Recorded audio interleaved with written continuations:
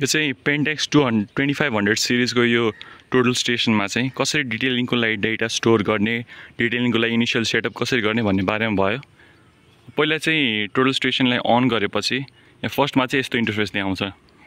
अब यसमा चाहिँ हामीले के गर्नु पर्यो भन्दाखेरि यहाँ मोड F5 को अबमा मोड भन्ने अप्सन छ। त्यसैले F5 मा गएर थिचेर मोड एन्टर गर्ने। मोडमा भित्र चाहिँ के छ भन्दाखेरि S function, angle setup, hold यस्तो यस्तो अप्सन छ। हाम्रो काम चाहिँ अब डिटेलिङको लागि यो एस फंक्सन र एंगल सेटको माध्यमबाट हुन्छ। सो सुरुमा चाहिँ हाम्रो काम के हुन्छ भन्दाखेरि जब लिस्ट क्रिएट गर्ने। जब लिस्ट क्रिएट गर्नलाई चाहिँ पहिला जब लिस्ट भनेपछि के भन्दाखेरि जब लिस्टको अन्डरमा चाहिँ हामीले लिएको सबै डिटेलिङको डेटा स्टोर हुन्छ। त्यसैले पहिला चाहिँ जब लिस्ट क्रिएट गर्ने। जब लिस्टमा चाहिँ को लागि चाहिँ एउटा एस फंक्सन भन्ने अप्सनमा जाने। एस फंक्सन भित्र यहाँ फर्स्टमै आउँछ फाइल भन्ने अप्सन छ। फाइल भन्ने अप्सनमा जाने। फाइल भन्ने अप्सनमा यहाँ यति यहाँ देखाए जति कुरा देखाउँछ। अब हामीले चाहिँ के गर्नु पर्यो भन्दाखेरि पहिला चाहिँ एउटा जब लिस्ट क्रिएट गर्नु पर्यो।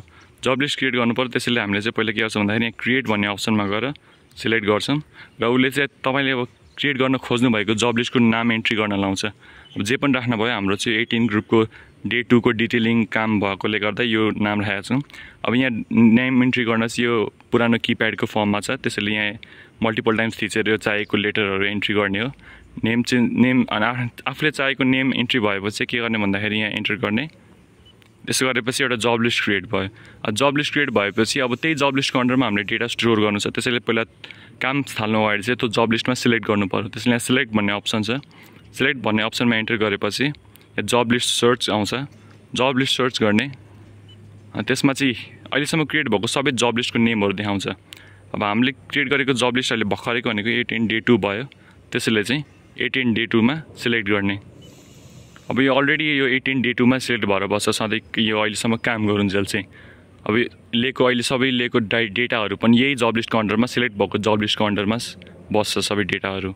अब चाहिँ के गर्ने भन्दाखेरि ब्याक जाने। अब हामीले चाहेको जब लिस्टमा सिलेक्ट भइसक्यो। त्यसैले ब्याक जाने। ब्याक गएपछि अब हामीले के गर्नु पर्यो भन्दाखेरि डिटेलिङको लागि डेटा स्टोर गर्नलाई तयारी गर्न थाल्नु पर्छ। त्यसको लागि चाहिँ के गर्ने भन्दाखेरि मेजर भन्ने अप्सनमा जाने। यो चाहिँ त्यही अघि के भन्दाखेरि मोडभित्र एस फंक्सनभित्रकै इन्टरफेस हो।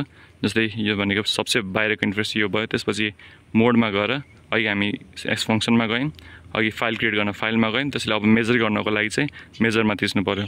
अब हामीले चाहिँ अहिले गर्न खोजेको नर्दिङ इस्टिङहरूको डेटा कलेक्ट गर्न खोजिरहेको छौँ। त्यसैले हामीले चाहिँ रेक्ट्याङ्गुलर कोअर्डिनेट भन्ने अप्सनमा सिलेक्ट गर्छौँ फर्स्टको। यसमा भएपछि अब पहिला चाहिँ तीनटा कुरा माग्छ। एउटा चाहिँ स्टेसन पोइन्ट सेटअप, हरिजोन्टल एंगल र मेजर भन्ने कुरा हुन्छ। हामीले चाहिँ पहिला अब डिटेलिङको लागि चाहिँ यो अहिले जुन स्टेसनमा बसिराखेका छौँ त्यो स्टेसनको चाहिँ नर्दिङ, इस्टिङ, हाइट अफ इन्स्ट्रुमेन्ट त्यस्तोको इन्फर्मेसन दिनुपर्छ। त्यसैले फर्स्टमा चाहिँ स्टेसन पोइन्ट सेटअपमा जाने। इन्टर गर्ने।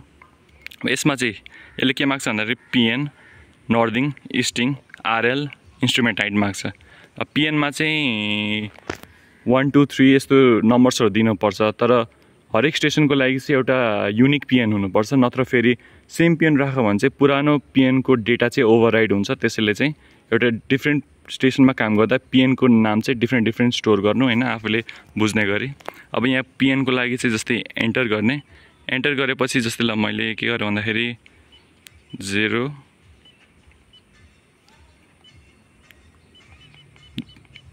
0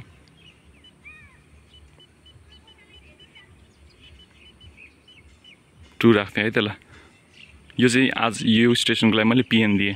त्यसपछि उसले के माग्छ भन्दाखेरि नर्दिङ माग्छ। यो स्टेसनको नर्दिङ अब यहाँ एन्ट्री गर्नु पर्यो। जस्तै मैले ऱ्यान्डम एउटा के अरे 15632.1223 गरेँ।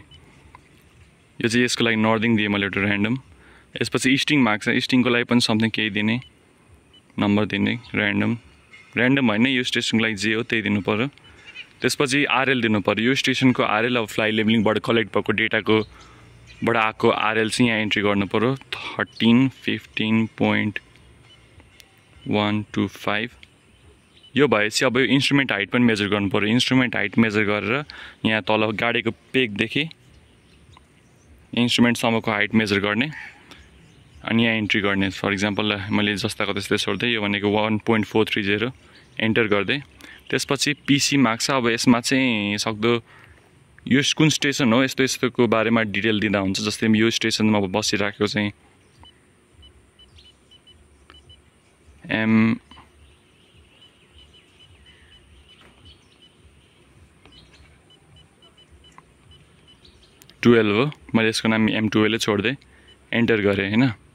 अब के गर्नु पर्यो भन्दाखेरि यो स्टेसनको डेटा चाहिँ एन्ट्री भयो, यो स्टेसनको नर्दिङ स्ट्रिङ, इन्स्ट्रुमेन्टको हाइट सबै एन्ट्री भयो। अब चाहिँ के गर्नु पर्ने भन्दाखेरि लगतै त्यो एन्ट्री गरेपछि यहाँ BSP इनपुट 0 सेट सबैको अप्सन आउँछ।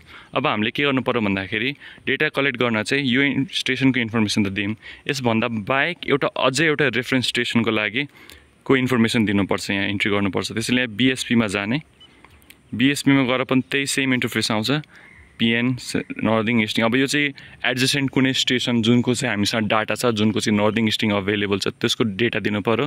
जस्तै मेरो लागि चाहिँ अहिलेको लागि मैले एउटा कुनै ऱ्यान्डम पोलमा एउटा साइड गरेर मैले इन्स्ट्रुमेन्टलाई मैले कुनै ऱ्यान्डम पोल फर इक्जाम्पल त्यही मेरो स्टेसन हो भन्ने हिसाबले मैले साइड गरेँ।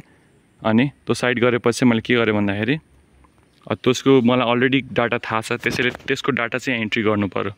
नर्दिङ स्ट्रिङ त्यसको कति हो अहिलेको स्टेसनको डाटा एन्ट्री गरेर जस्तै PN नर्दिङ स्ट्रिङ RL सबै दिनु पऱ्यो हैन। त्यो दिइसकेपछि चाहिँ के गर्नु पर्यो भन्दाखेरि यहाँ PCमा पनि एउटा त्यो कता हेरिरहेको छ, जस्तै मैले M10मा हेरिरहेको छु नि, M10 लेखिदिने बरु यहाँ त्यो गरेर सबै डेटा एन्ट्री गरेपछि त्यो रेफरेन्स स्टेसनको डेटा एन्ट्री गरेपछि एक्सेप्ट गरिदिने।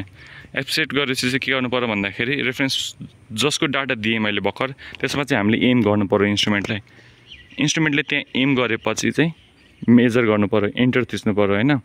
एन्टर थिचेपछि चाहिँ के हुन्छ भन्दाखेरि चाहिँ त्यो स्टेसनको यसले पोइन्ट फिक्सेट गरिदिन्छ। अहिले स्टेसनको त यहाँ भइगयो, रेफरेन्स पोइन्ट पनि त्यहाँ एम गरेर एन्टर गरेपछि त्यसको पोइन्ट पनि फिक्सेट हुन्छ। त्यो सकिसकेपछि एन्टर गरिदिने। अब एन्टर गरेपछि अब हामीले जहाँको पनि डेटा लिन सक्छौँ। अब त्यो हामीले क्रिएट गरेको जब लिस्टको अन्डरमा यो ठ्याक्कै यो लोकेसनहरूको प्रिसाइज कोअर्डिनेटका साथ यसले मेजर एन्ड सेभ यहाँ थिचेपछि चाहिँ यसले नर्दिङ स्ट्रिङ र त्यो पोइन्टको RL सबै डेटा दिन्छ।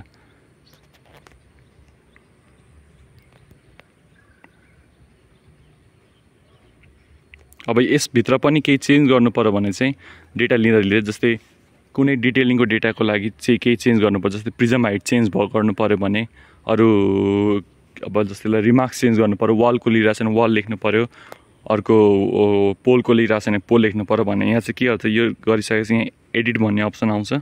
एडिटभित्र चाहिँ यो चाहिँ PN भनेको चाहिँ काउन्टडाउन बुक जस्तो भयो। काउन्टडाउन भन्नुको अर्थ अब यो कतिवटा डेटा लियो सबै हरेक जस्तै मेजर गरेपछि PN को भ्यालु चाहिँ एक एकले बढ्दै जान्छ, त्यसैले हामीले एउटा काउन्ट राख्न सक्यौँ कतिवटा डिटेलिङ लियौँ भनेर। PS भने चाहिँ प्रिजम हाइट भयो, यो चाहिँ 0 प्रिजम हाइट भएकोले 1.3 मिटर राखेँ। अब PCमा चाहिँ हामीले रिमार्क्स लेखिदिनु पऱ्यो। रिमार्क्समा चाहिँ अब के गर्नु पऱ्यो भन्दाखेरि जस्तै एन्टर गरेपछि मैले के ल वाल जस्तै मैले वालको डेटा लिइरहेको छु भने WA